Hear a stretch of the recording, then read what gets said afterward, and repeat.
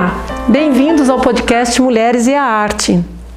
Eu sou a Raquel Fayad, artista visual, e nos 3 episódios que compõem esta primeira temporada, trarei para vocês um pouco sobre a vida e obra de artistas mulheres que têm um trabalho potente e que dialogam ou com o nosso pensamento, ou com a nossa investigação, com a nossa produção artística ou aquela nossa curiosidade que ainda nem sabemos existir de querer saber mais. Convido vocês a serem provocados.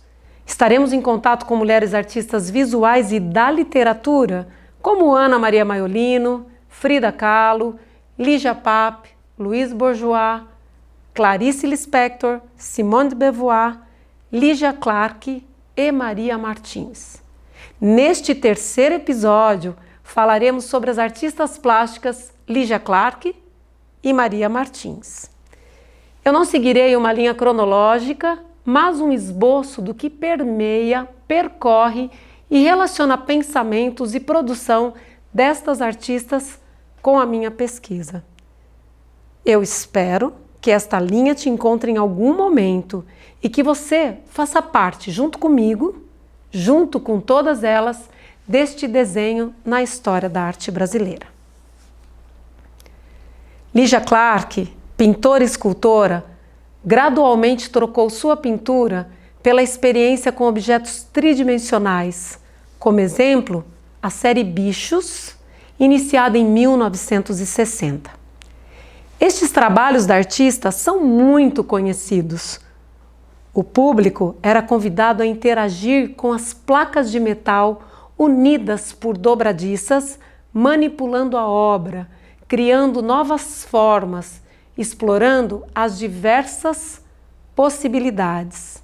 Sobre esta obra Bicho, a artista falava: é um organismo vivo, uma obra essencialmente atuante. Entre você e ele se estabelece uma integração total, existencial.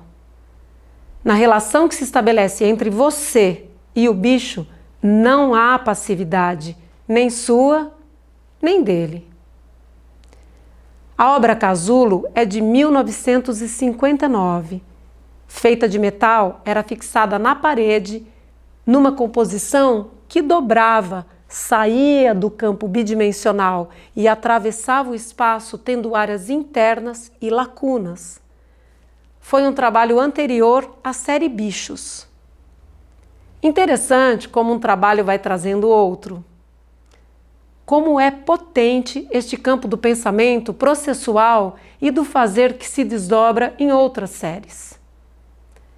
Quando o inseto pousou sobre um dos meus estudos de escultura, eu pensei que ele poderia estar observando aquela forma orgânica, meio casulo, meio inseto, e talvez pensasse como ele poderia se transformar naquela estrutura gigante, poderosa. Uma metáfora do desejo de nos tornarmos aquilo que o sistema nos cobra. Eu estava observando o sistema da arte, a selva, como costumo chamar. Foi o propósito para eu trabalhar na série dos insetos que transitam no Jardim de Pandora. E, em seguida, transformar estas pinturas no vídeo de arte Metaformas.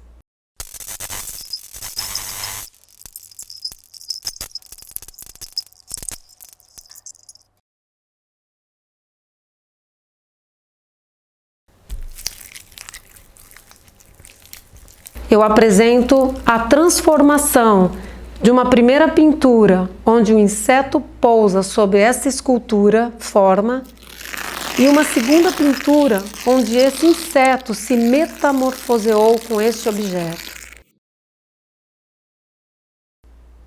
Nesse vídeo, os insetos e as formas vão se metamorfoseando até encontrarem um equilíbrio nessa forma.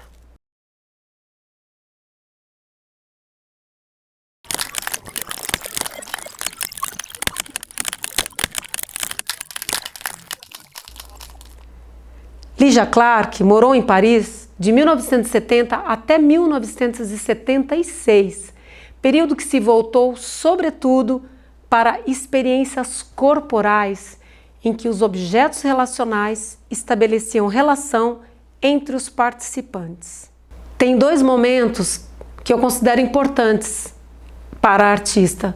Quando ela trabalha com deficientes auditivos e ela elabora então a percepção do sensorial, e após a experiência que ela teve dando aula na Sorbonne, tanto para estudantes de arte quanto para o público que começou a participar das experiências que ela apresentou e desenvolveu durante esse período. No final da vida, a artista considerou que seu trabalho estava mais próximo da psicanálise do que da arte, porque, voltando para o Brasil, ela se dedicou a estudar as possibilidades terapêuticas da arte sensorial e dos objetos relacionais. Iniciou, então, trabalhos voltados para o corpo, que visavam ampliar a percepção, retomar memórias ou provocar diferentes emoções. Mas não é somente a fome que sinto nas mulheres artistas. No poema O Canto da Noite, Nietzsche escreve: há qualquer coisa insaciável em mim, e quer erguer a voz. Um anseio de amor há em mim, que fala a própria linguagem do amor. Maria Martins toma emprestado o título deste poema para uma de suas esculturas, dentro de uma série que demarca uma mudança decisiva na concepção formal dos trabalhos da artista. Se antes suas peças tendiam a uma representação mais tradicional de figura humana, com contornos definidos, agora suas personagens, embora ainda reconhecíveis, se fundem em um emaranhado de folhas e galhos que fazem às vezes de floresta tropical. A figura humana começa, a partir de então, a se integrar à natureza, confundindo-se com esta e, em última instância, metamorfoseando-se nela.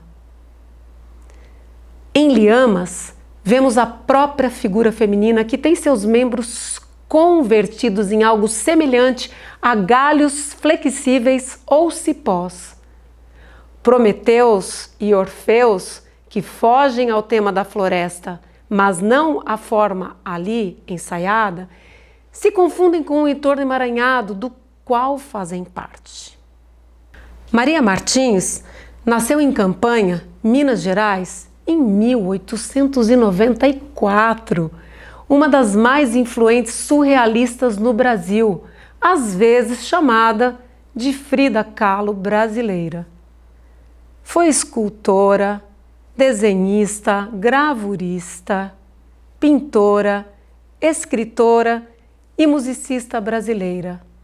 Também musicista, assim como eu. O que me instiga em Maria Martins são as formas orgânicas e livres que dialogam com minhas raízes, mulheres, aranhas e a escolha dos títulos das minhas obras. A arte de Maria Martins atravessa de forma visceral o lugar da estranheza, do erotismo e da feminilidade. Falando sobre mulheres, raízes e aranhos, venho desenvolvendo séries onde a aranha, senhora do destino, é como se pegasse essas mulheres enraizadas com galhos e raízes e tirasse ela desse lugar comum, cômodo, e virasse ela para um outro lado e falasse: agora é por aqui. Como é que é estar nesse lugar quando o destino te coloca em outro lugar? Sorvendo Maria Martins, sinto como foi para a artista moldar plasticamente um encontro entre a libido e a abstração do amor, nos contrastes do tocar e do desviar, do desejar e do realizar, da morte e da vida. Me pergunto, onde transgredir? Como transgredir? Como mergulhar nesta quase morte? Maria Martins concluiu várias versões da obra O Impossível. Nós podemos ver nessa obra as cabeças de duas figuras que expressam vazios, dos quais se projeta uma série concêntrica de tentáculos. A cabeça masculina assemelha-se a uma água-viva gigante, ao passo que a feminina mais parece uma Dionésia, a planta tropical carnívora que num átimo fecha suas folhas a fim de capturar presas desatentas. Relaciona a Dionésia à aranha que com sua teia captura suas presas. Atualmente, várias artistas das quais venho pesquisando estão num movimento muito importante. Ana Maria Maiolino foi homenageada com o Leão de Ouro, onde apresentou a instalação Site Specific no Cassetta Scaffali, no Giardino della Vergine, dando continuidade a uma série icônica da Terra Modelada que iniciou em 1993. Esta obra foi apresentada na Bienal de Veneza de 2024, com a curadoria de Adriano Pedrosa. O trabalho em argila destaca as qualidades primordiais, orgânicas, elásticas e agradáveis ao toque do material. Para a Biennale, ela retornou a trabalhar no contexto de instalação ao infinito, ao lado da construção com vegetação, usando ramos de pinheiro.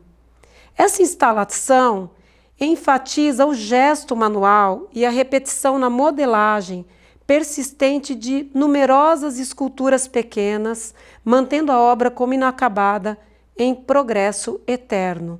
A assinatura da singularidade de Maiolino. A ação transformadora da natureza, moldando matéria bruta, também indica a construção de forma através do trabalho e aponta para o ciclo natural da argila. Ela se desidrata, petrifica e pode retornar a ser poeira, como escreveu Amanda Carneiro. Nesse reconhecimento também aconteceu a exposição Lígia Clark, Projeto para um Planeta, na Pinacoteca de São Paulo. Essa exposição apresentou 200 obras e proposições da artista, que viveu 68 anos. A última exposição panorâmica da artista aconteceu em 2012, então esse retorno da exposição e de toda a sua produção para o público é um grande reconhecimento e importância para que muitas pessoas conheçam toda a sua produção. Estudando, pesquisando e ficando cada dia mais encantada com todas essas artistas e toda essa produção, eu me sinto contaminada, incentivada a produzir cada vez mais. Quem são as presas dos nossos processos antropofágicos? As artistas das quais queremos nos alimentar para adquirir poder, absorver os processos e dar continuidade nos temas que nos unem. Ana Maria Maiolino, Frida Kahlo, Lígia Pape, Louise Bourgeois, Clarice Lispector, Simone de Beauvoir, Lígia Clark e Maria Martins são constelações nessa minha teia antropofágica. Quero reverenciá-las, me apropriando com todo respeito do feminino, das pesquisas, da arte, da motivação e da coragem de cada uma delas, e seguir desenvolvendo com prazer e potência o meu próprio vocabulário, cada vez com mais sede, cada vez com mais fome. Mas antes de me despedir, deixo um convite para você realizar o ritual artístico Fase 3. Pegue um ovo e coloque numa mesa na sua frente. Observe-o atentamente e desenhe o ovo como for possível. Não há certo ou errado, é a sua representação do ovo. Observe o seu desenho e o próprio ovo. Escreva algo sobre esta observação. Pode ser referente às imagens, ao ato de desenhar, ou ao que você sentiu, ou o que você pensou nesse momento. Em seguida, leia e reflita sobre o que você escreveu. Pronto! Eu deixei os links da minha pesquisa e o passo a passo desse ritual nas informações que acompanham este episódio. Foi um prazer e alegria trocar informações com você. Para você que ficou até aqui comigo, agradeço imensamente. Para você que chegou agora, te convido a assistir aos episódios anteriores. Na próxima temporada, apresentarei mais 8 artistas. Pouco a pouco, nos aprofundaremos em cada uma delas. O objetivo não é que você decore sobre a vida de cada uma, mas que dia a dia este conhecimento ganhe lugar no seu pensamento, no seu conhecimento, na sua curiosidade, te provocando a querer saber mais. Não vejo o momento de te encontrar novamente. Até lá!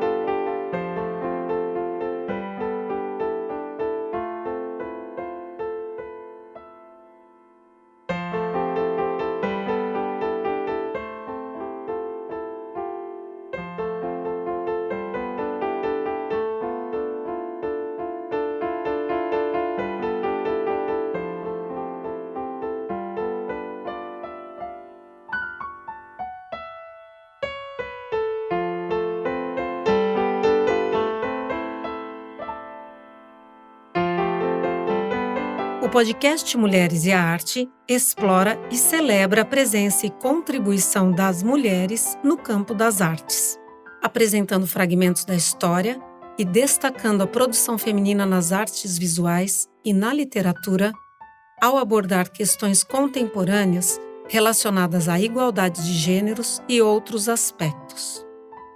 Ficha técnica: concepção, direção geral e apresentação, Raquel Fayad. Assistente de direção geral, Sara Zizuino. Imagens e edição, Arte e Fato Produtora. Áudio e mixagem, Márcio Teoc. Libras, Aline Machado. Trilha, Raquel Fayad. Controle financeiro, Felipe Brito Barbieri. Produzido no Teoc Estúdio. A iniciativa, que conta com o apoio da Prefeitura de Itu por meio de sua Secretaria de Cultura e Patrimônio Histórico, é realizada com recursos da Lei Paulo Gustavo, resultante do processo de seleção do edital número 182/2023, nos termos da Lei Complementar número 195/2022, do Decreto Federal número 11.525/2023 e do Decreto Federal número 11.453/2023. A Prefeitura da Estância Turística de Itu esclarece que esta é uma obra independente, resultante do processo de seleção do edital número 182/2023, nos termos da Lei Complementar número 195/2022, Paulo Gustavo, do Decreto Federal número 11.525/2023, Paulo Gustavo, e do Decreto Federal Fomento Cultural número 11.453/2023. Portanto, o conteúdo, opiniões emitidas e expressas nesta obra audiovisual são de exclusiva responsabilidade dos autores e não representam o poder público municipal. Todas as referências de imagens e textos estão especificadas nas informações gerais do podcast Mulheres e Arte. Este material é de uso educacional. Qualquer dúvida, entre em contato pelo e-mail contatoestudioextraordinario@gmail.com.